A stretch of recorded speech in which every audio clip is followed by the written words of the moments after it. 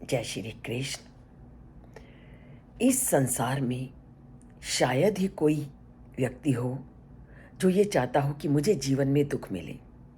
सभी व्यक्ति सुख को प्राप्त करना चाहते हैं और साथ ही साथ हर व्यक्ति के मन की ये इच्छा होती है कि परम पिता परमात्मा से उसका हमेशा नाता जुड़ा रहे। पर इतना सब चाहने पर भी व्यक्ति क्यों बुराई के मार्ग पे चल पड़ता है और क्यों जीवन के वास्तविक लक्ष्य उस परमात्मा से अपना नाता तोड़ लेता है। उस परमात्मा से जो कि हमें हमेशा जुड़ना चाहिए, ऐसी कौन सी शक्ति है जो हमें उस परमात्मा से अलग करती है। तो उसी को परमपिता परमात्मा आज के श्लोक में 3 गुण कैसे व्यक्ति पर प्रभाव डालते हैं उसका वर्णन करते हुए वो 3 उदाहरण देते हैं। वो 3 उदाहरण देते हुए कहते हैं, धूमेन आव्रियते वहनी यथा आदर्शो मलेन च यथा उल्बेन आवृतो गर्भस्तथा तेन इदम आवृतम। वो क्या कहते हैं कि जैसे अग्नि से धुएं से अग्नि ढकी रहती है, दर्पण धूल से ढक जाता है तथा जो भ्रूण होता है वो गर्भाशय में दिखाई नहीं देता, उसी प्रकार से कामनाओं के कारण, इच्छाओं के कारण मनुष्य के ज्ञान पर पर्दा पड़ जाता है। तो मनुष्य के ज्ञान पर पर्दा डालता कौन है? क्योंकि विवेक सोचना ये बुद्धि का काम है।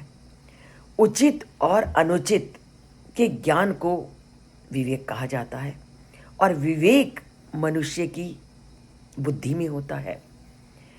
वैसे ही काम वासना एक ऐसा शत्रु है जो बुद्धि की विवेक शक्ति को ढक लेता है।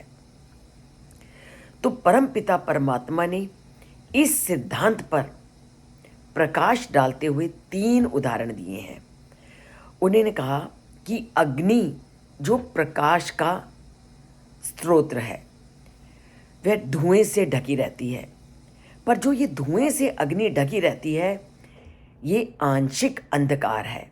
अर्थात जैसे ही अविवेक दूर होता है, बादलों जैसे बादल छट जाते हैं तो सब कुछ साफ साफ हो जाता है।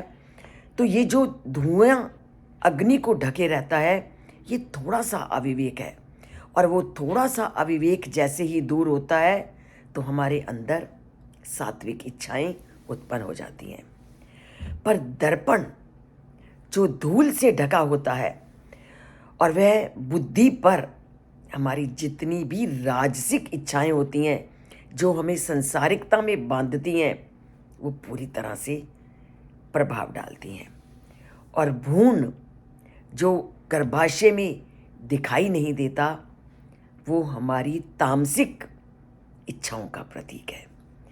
तो जो मनुष्य की विवेक शक्ति को नष्ट कर देता है, गर्भाशय का भ्रूण किसी को नहीं दिखाई देता, उसी तरह जो तामसिक कामनाएं होती हैं वो मनुष्य को की विवेक शक्ति को नष्ट कर देती हैं।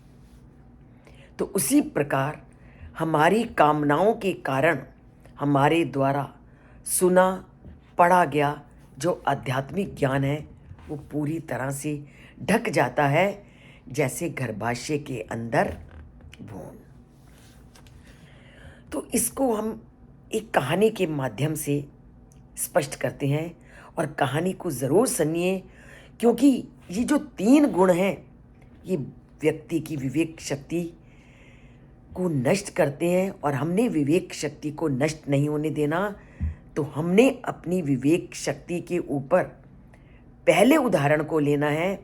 जो पहला उदाहरण था, अग्नि को धुआं ढका रहता है, वो थोड़ी देर वाला जो धुआं है उसके हटते ही आध्यात्मिकता से हमारा नाता जुड़ जाता है। चलते हैं अब एक कहानी की ओर। एक व्यक्ति था, हर रोज़ वो जंगल के किनारे घूम रहा होता था, प्रतिदिन घूमता था। और घूमते घूमते एक बार वो जंगल के अंदर चला गया और उसने कहा नहीं, आज तो मैं जंगल के अंदर ही घूमूंगा। और जंगल में वो कुछ मील चलता गया और सूर्य अस्त हो गया। और जंगल से बाहर जाने के लिए जब वो वापस मुड़ा, बहुत डरने लगा, क्योंकि दूसरी ओर क्या दिखे उसको, बहुत से जंगली जानवर। और उन जंगली जानवरों से बचने के लिए वह भागने लगा और भागता गया और तेज दौड़ने लगा। और अपने सामने उसने एक डायन को देखा और जो अपने दोनों हाथ पसारे हुए उसे गले लगाना चाहती थी। और उससे बचने के लिए उसने दिशा बदलकर भागना शुरू कर दिया। फिर उसको अनेक जानवर मिले और डायन दूसरे रास्ते से उसके सामने आ गई। इसके बाद घना अंधेरा हो गया, उसे कुछ दिखाई नहीं दे रहा था। तो उसे एक अंगूर की लताओं से ढका हुआ क्या मिला, गड्ढा मिला। दिख नहीं रहा था कुछ भी, तो वो उस गड्ढे में सिर के बल गिरा और उसके पैर अंगूर की लताओं में अटक गए और उल्टा वो उस गड्ढे में गिरा। और नीचे क्या था, नीचे एक काला नाग उसकी प्रतीक्षा कर रहा था। और कुछ ही देर में क्या हुआ कि उस अंगूर की टहनियों को काटने के लिए उसको काले और सफ़ेद दो चूहे दिखाई दिए, जो उन टहनियों को, उन बेलों को कुतर रहे थे। और उसी टहनियों पर बहुत सी, क्योंकि अंगूर की टहनियाँ थी, बहुत सी ततैये भी उस पर आए हुए थे और वो उसके मुख को काट रहे थे बुरी तरह। और उतनी देर में कुछ रस भी उसके मुख में टपका। इतनी परिस्थितियों में जकड़े रहने पर भी वो हंसने लगा। अब वो हंसने लगा तो दार्शनिक लोग को ये आश्चर्य हुआ कि इतनी प्रतिकूल परिस्थितियों में ये व्यक्ति पड़ा हुआ है और उसके बावजूद हंस रहा है।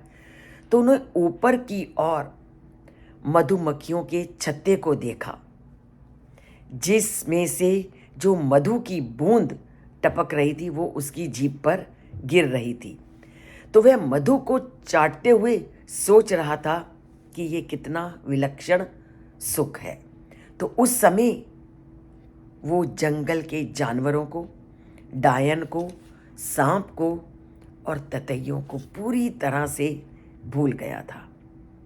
अब ज़रा इस कहानी के सार निकालिए। तो देखने में तो ये लगता है कि वो आदमी पागल है जो इतनी विकट परिस्थितियों में भी हंस रहा है, पर ये कथा हमें कामनाओं के अधीन रहने वाले सभी मनुष्यों की दशा का वर्णन करती है। जिस जंगल में व्यक्ति घूम रहा था वो हमारा क्या है, लौकिक संसार, और जिसमें हम सब लोग निवास करते हैं और प्रति क्षण जोखिम उठाते हैं। उस व्यक्ति के पीछे जो ये जंगली पशु भाग रहे थे, वो जंगली पशु क्या हैं, हमारे शरीर में आने वाले रोगों की सूचना हमें देते हैं और जीवन को लगातार कष्टमय बनाते हैं। और डायन किसकी प्रतीक थी?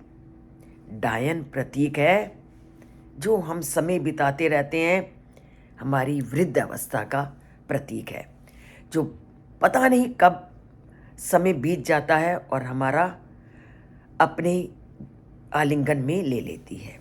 और गड्ढे के नीचे बैठा जो सांप है वो मृत्यु का प्रतीक है। और सफ़ेद और काले चूहे जो अंगूर की बेल को कुतर रहे थे वो दिन और रात के सूचक हैं, जो हमारे जीवन को धीरे धीरे मृत्यु के पास ला रहे हैं। पता ही नहीं चलता आज सुबह है कब दिन कब रात।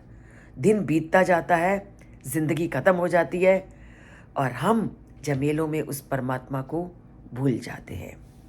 उस व्यक्ति के मुख पर बैठे हुए तेतैये हमारी अनेक कामनाओं के समान है, जो हमारी पीड़ा और दुख का कारण है। और उस व्यक्ति की जो शहद मुख में गिरा, वो काम वासना के सुखों का वर्णन करती है, जो हमारी विवेक बुद्धि को धुंधला कर देती है और विषय भोग में हमें लिप्त कर देती है। तो ये था परम पिता परमात्मा का पूरे संसार को 3 गुणों के माध्यम से सचेत करना। अगर थोड़ी सी भी शिक्षा मिली है तो आप इसको अपने जीवन में अध्ययन करो, सोचो कि हमने अभी तक जीवन में क्या किया है। अगर अभी तक चैनल से नहीं जुड़े, चैनल से जुड़िए, परमात्मा से जुड़िए और जय श्री कृष्ण कहकर अंगूठा दबाइए।